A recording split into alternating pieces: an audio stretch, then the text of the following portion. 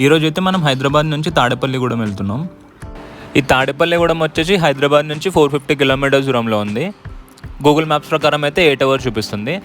మనమైతే మధ్యాహ్నం 12 గంటలకు స్టార్ట్ అయ్యాము. ఇక్కడ నుంచి విజయవాడ వరకు అయితే మనం ఈ నేషనల్ హైవే 65 పైన వెళ్తాము.